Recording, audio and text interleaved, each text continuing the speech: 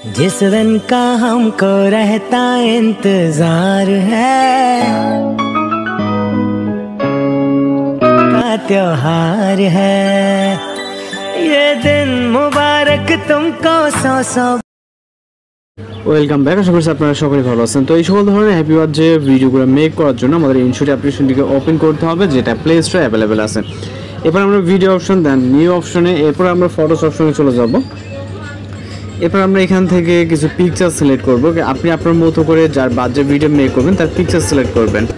এখান থেকে আমরা জাস্ট কিছু পিকচার সিলেক্ট করবো। ওকে, মিক্স কোয়ালিটি পাবে 5-7টার মতো পিকচার আপনি আপনার মতো করে সিলেক্ট করবেন, যে কটা দিয়ে সিলেক্ট করতে চান। ওকে, তো এখন আমাদের সর্বপ্রথম যে কাজটি করতে হবে, এখান থেকে ক্যানভাস অপশনে ক্লিক করতে হবে এবং এইটার রেশিও আমরা সর্বপ্রথমটাকে রাখবো 6:9 রেশিও। ওকে, দেন এখান থেকে আমরা টিকমার্ক অপশনে ক্লিক করব এবং এই রেশিও অনুযায়ী আমাদের এই যে পিকচারগুলো থাকবে জাস্ট লেয়ারে ক্লিক করে পিকচারগুলোকে ফুল স্ক্রিন করে নিতে হবে। ওকে, জাস্ট এই রেশিওতে আমরা প্রথমত করে নিব। দেন আমাদের কিন্তু আরও একটি প্রজেক্টে কাজ করতে হবে, জাস্ট আমরা স্টেপ বাই স্টেপ কাজগুলো করবো। ওকে, তো এখান থেকে জাস্ট ক্লিক করে জুম করে এবং যেটা যেইভাবে প্রয়োজন মনে হয় আপনার জাস্ট ওইভাবে রাখতে পারবেন। ওকে, আপনি চাইলে আপনার প্রয়োজন মতো জুম করে লেফট বা রাইট সাইডে কিন্তু এগুলোকে মুভ করে নিতে পারবেন। তো জাস্ট দেখতেই পাচ্ছেন। ওকে, এবার আমরা এই ডিউরেশন সেট করবো। ওকে, ডিউরেশন সেট করার জন্য রাইট সাইডে চলে যাবো ডিউরেশন অপশন এবং এখান থেকে আমরা 4.0 আপাতত দিব। ওকে, এখান থেকে 4.0 ডিউরেশন দেবো। দেন হচ্ছে অ্যাপ্লাই টু অলে, অর্থাৎ টিক মার্ককে ক্লিক করে দেন অ্যাপ্লাই টু অলে ক্লিক করবো। ওকে, তাহলে প্রতিটা পিকচারে 4.0 ডিউরেশন হবে এবং আমরা ট্রানজিশন ইফেক্ট অ্যাড করবো। যে ট্রানজিশন বক্স এখানে ক্লিক করবো, এখান থেকে সেটা নিচে চলে আসবো। ডিস্টর্ট ক্যাটাগরি যে ট্রানজিশনগুলো আছে এখান থেকে আমরা ডিস্টর্ট ক্যাটাগরি থেকে বিভিন্ন ট্রানজিশন এক একটাতে এক একটা ওকে জাস্ট আমরা সিলেক্ট করে দেবো। আপনি আপনার মতো করে চাইলে মিক্সভাবে যে কোনো ট্রানজিশন বা যে কোনো ক্যাটাগরি থেকে সিলেক্ট করতে পারেন। তো আমরা এক একটাতে এক একটা দিব। ওকে, আপনি অন্য ক্যাটাগরি থেকে চাইলে কিন্তু দিতে পারেন। তো আমি জাস্ট এটাতে দিচ্ছি। ওকে, দেন এইটা। এবার হচ্ছে আমরা লাস্ট পিকচার ডিউরেশনটা কমিয়ে দিব 3.0 এবং প্রথম দিকে চলে যাবো। ওকে, প্রথমটা সেমভাবে 3.0 করব। ওকে, এবার জাস্ট প্রথম পিকচারের জন্য আমরা একটা অ্যানিমেশন সেট করব, শুধুমাত্র প্রথম পিকচারের জন্য। ওকে, রাইট সাইডে চলে যাবো অ্যানিমেশন, এখান থেকে এখানে ইন অ্যানিমেশন প্রথম পিকচারের জন্য। ওকে, এখান থেকে জাস্ট আমরা একটা অ্যানিমেশন সিলেক্ট করব, এইখান থেকে আমরা জাস্ট এইটা দিই। ওকে, জাস্ট এটা সিলেক্ট করলাম, করার পর টিক মার্কে।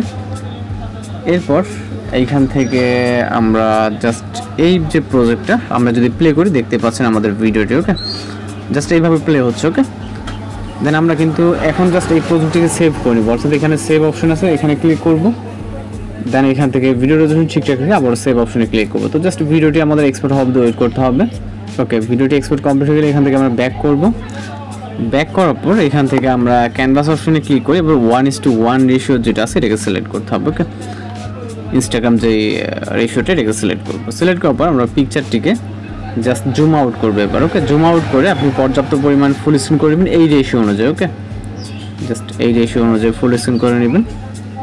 এইখান থেকে জাস্ট যেভাবে আমরা দেখতে পাচ্ছেন একইভাবে কিন্তু আমরা এখান থেকে যে পূর্বের মতো করে। ওকে, অর্থাৎ আমরা ওই রেশিও অনুযায়ী আমরা তখন করছি, এবার হচ্ছে এই রেশিও অনুযায়ী আমাদের এগুলোকে ফুল স্ক্রিন করে নিতে হবে, অতিরিক্ত আপনার জুম হয়ে যাবে। ওকে, জাস্ট দেখতে পাচ্ছেন। ওকে, আপনি চাইলে কিন্তু এর থেকে বেশি পিকচার অ্যাড করতে পারেন। ওকে, প্রয়োজন যদি মনে হয়। তো আমাদের জাস্ট এই কয়টা হলে হবে। ওকে, তো এটা কিন্তু আমাদের হয়ে গেছে। ওকে, এখানে আর কোনো কিছু করার দরকার নেই, জাস্ট সরাসরি আমরা এটাকে সেভ করে নিব।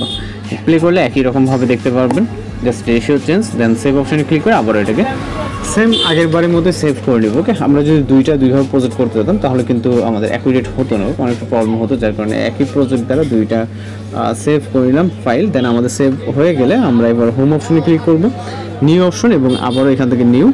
দেন সর্বপ্রথম যে ভিডিও অপশনে যাব, সর্বপ্রথম যে ভিডিওটাকে সেভ করলাম প্রজেক্ট ফাইল ওটাকে সিলেক্ট করে এখান থেকে টিকমার্ক অপশনে ক্লিক করবো। ওকে, এবং ক্যানভাস অপশনে যাওয়ার পর এটা যেহেতু আমাদের 6:9 রেশিও, এটাকে সেম রেশিওটাকে সিলেক্ট করে টিকমার্ক অপশনে। ওকে, দেন এখন আমরা চলে যাব হচ্ছে ভিডিওসের প্রথম দিকে। যাওয়ার পর এখান থেকে আমরা উপরে যে অপশনগুলো দেখতে পাচ্ছি ভিতরে ফিল্টার অপশন এবং ইফেক্ট অপশন। দেন হচ্ছে রাইট সাইডে চলে যাবো, এখান থেকে আমরা স্টাইল বলে একটা অপশন দেখতে পাবো, এখানে চলে যাব। আসার পর মানে এটা হচ্ছে ক্যাটাগরি। ওকে, এবং রাইট সাইডে চলো ব্লার নামে একটা ইফেক্ট দেখতে পারবো, এটাকে সিলেক্ট করবো। আপনি আপনার মতো করে এই যে স্কেলটা দ্বারা ভ্যালু এটাকে আপনি কম বেশি করে রাখতে পারেন আপনার প্রয়োজন মতো। ওকে, জাস্ট আমি আপাতত এতটুকু দিলাম।